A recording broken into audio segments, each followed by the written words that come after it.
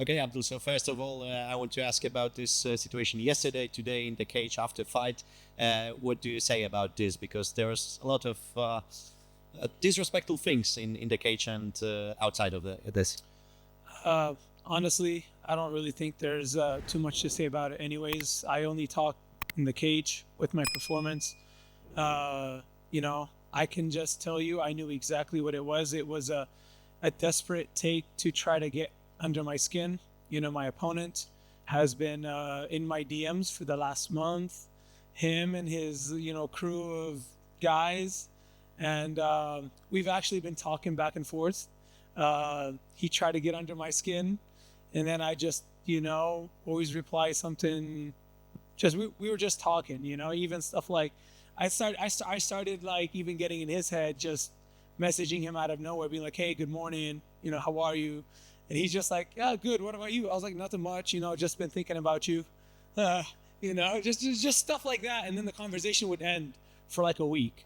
And then, he'd just start replying to my story. He's always trying to say something funny or goofy, and then I just knew the type of person that, he's trying to hype himself up.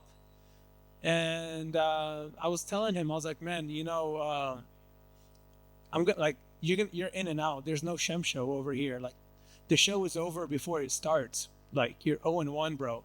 Like, you lose, you like most likely you're out. UFC's just cutting people right and left. So, focus on your thing, man. And then he's just taking it to another level, with all this media and stuff. And then coming here in person this week, because I'll be honest with you, I didn't look at his social media. I wasn't searching him up. I just watched his last 2 fights. That's literally all I did leading up to this fight. That's all I know about him. But from like people, they'd be like, oh, he said this, he said that. I was like, I really don't care. But when I saw this week how much he's really embedded into social media and how much he's just trying to milk this opportunity, I just knew that, this fight is mine. And all I have to do is focus on those 15 minutes when the cage closes. And no matter what happens, I have to stay composed. And that's about it. He came to me in the end and he was like, it's all business, this and that, And I told him yesterday, I was like, just remember what you did right now. Like, it's not all business. Like, what you just did is very disrespectful to the sport. You don't extend your hand to handshake and then you push someone, especially whenever I'm just regularly waiting for the face-off. You're the one that extended your hand. And then because of that, I said, you know what, fine, I'll shake your hand, even though I don't usually shake a hand before the fight. But then I extended, then he pushed. So, that just shows more of his character. And that's it. No emotions. We just came here to get the job done. My focus wasn't him. My focus for the last 3 years since I got on the UFC was to get my win, and I got it. And now everything that happened tonight and before tonight is in the past, and I'm just going to be ready and focused on the future. Like, that's about it. Like, this interview I'm going to do right now, if we're mentioning my opponent, this is the last time I'm ever mentioning his name, and I'm just so ready to move on to what's next. So his trash talk and even crowd reaction motivates you? There was no crowd for me tonight. There was nobody. There was nothing. It was just the cage. And that's about it. Even on my way out, people were trying to boo me. And then I was just blowing them kisses. And they changed. They're like, oh, come on, man. Like, okay, we're going to cheer for you now. Like, I get it. People, like, it's just a show and they're having fun. And for me, I'm just doing my job. So, they could do this or that. If everyone cheered for me, wouldn't change anything. Like, those punches wouldn't have landed or whatever. It's noise is noise, whether it's with you or against you. And it's the same thing. Like, if this was my hometown, you're going to come tell me, does this add pressure on you? No, it doesn't. Does being in enemy territory apply pressure on me? No, it doesn't. Like, the cage is the cage, and that's it for me. So last one for me, did he surprise anything? Because there's a lot of high kicks. He trying to keep distance, but did he surprise you anything? Honestly, he did a little bit surprise me with some like inactivity. Like like I like whenever like the fight starts, it's like go, go, go, go, go. And today is like probably the most patient I've ever been in my entire life in a fight. And I'm just like, come on, like hit so I could hit, like, because I'm waiting for certain things that I know he's going to do. I know he has, you know, these like 3-4 tricks, and I'm just waiting for him to do it. And especially his rear high kick, he like wouldn't throw it as much as I wanted him to. And that's why, you know, you'd see like whenever he would hit, like that's whenever I go at him and clip him. But then we'd move around and I'd set it up. I'm so thankful I had my coach with me today. He was on me the entire fight. I'm sure everyone around the world heard him say go left the entire fight. So my opponent is a southpaw, and my coaches told me go left to just keep getting that angle. And just another shout out to my coach, who actually just came from the airport straight to the fight. So I haven't seen my coach all week. I seen him today at the locker rooms. We came from the hotel and he came from the airport to corner me for this fight. And I honestly couldn't have done this without him. I've been with him since 2014, and he's guided me through this path. So I'm really thankful he was here today and he was able to guide me to get this win. Over here. Can you tell me what happened right after the fight? So after the fight, he was like, you know, so between every round, he'd tell me like, you want to shake hands? And I looked at him and I was like, no, because that's it. Like, I don't respect you. And then at the end of the fight, he's like, all right, yeah, let's shake hands. And I was like, no, like, this wasn't just business. Like, you know, you talk smack, but you don't, you know, disrespect someone like that. And then he was like, shake hand.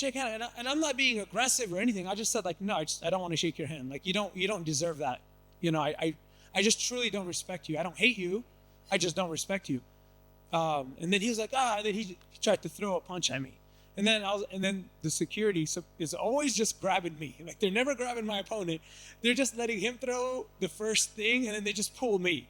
But that was it. And then he comes to me after the fight, and then he's like telling me like, listen, man, like for real, like this is justice. Like, please shake my hand, and you know, I'm with you. Like, this is just a promo. Then I was like, all right, man, cool, I got you. And then we shook hands right before the decision, and that's it. Like I said, like if I see this guy right now on the street, like at a restaurant, like there's nothing between us. Like we probably would sit at the same table. Like I don't care really.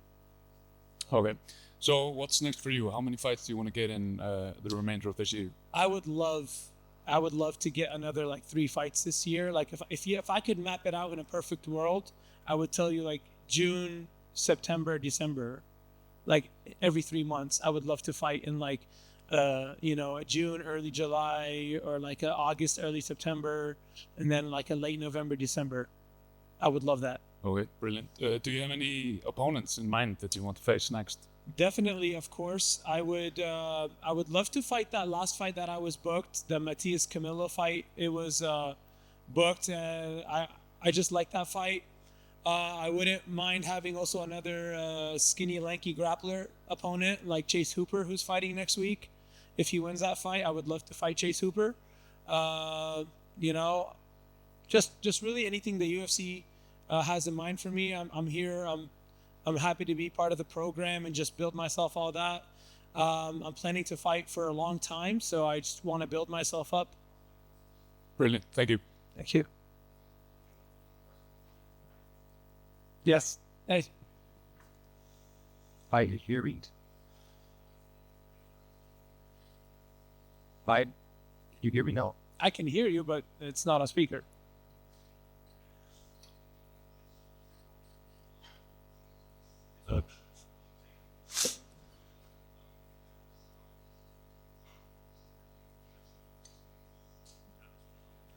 Hello.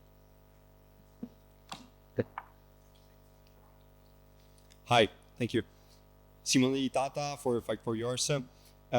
You talked about what happened during the build-up, during the approaching the fight with the trash talking, and what happened after the fight and during the fight as well.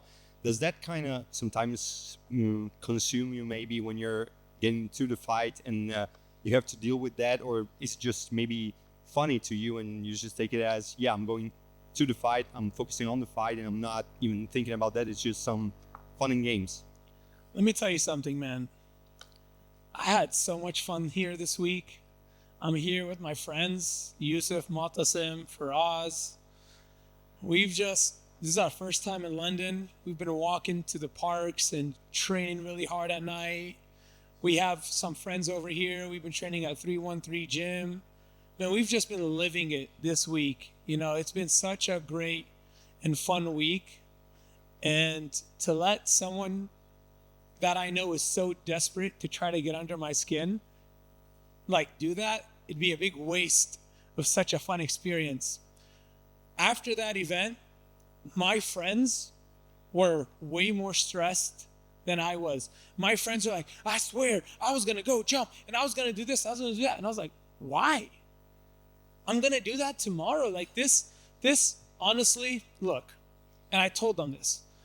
I was like, what he just did is basically dig his own grave. Not by me, by everyone, the media. Like, anyone that saw what he did looks at him, goes like, that's such a trash move. Like, you know? And it didn't affect me at all. Like, what he did was actually bad on him and good for me.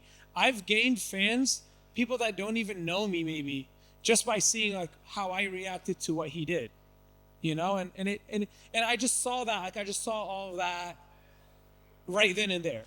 Like, my first reaction was him pushing me, was like me smiling and just telling him like, man, you're gonna get exposed tomorrow.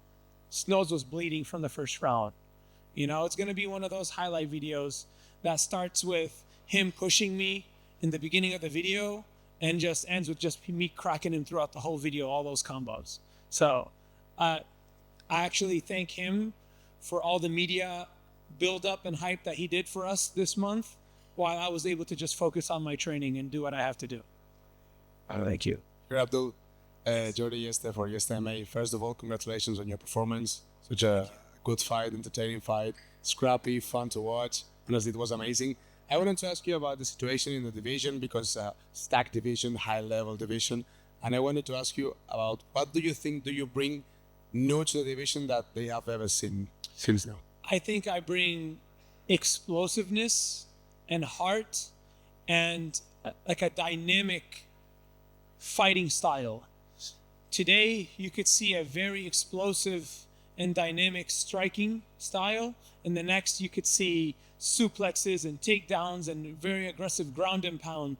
And each fight is going to be better and more well-tuned and tailored specifically to the matchup that will be there. So what you will see is an all-round fighter that could fight in both stances, that could fight on the ground, on the feet, and climbing the ranks to become a champion, inshallah.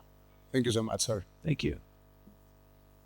Yeah, I'm sure you'll be keeping an eye on the White House card with the lightweight championship fight. So who do you think wins out of that fight between? Exactly, I didn't know. Sorry, my bad. Gaethje and Ilia Topuria. Who do I think would win that fight? Who wins out of that fight?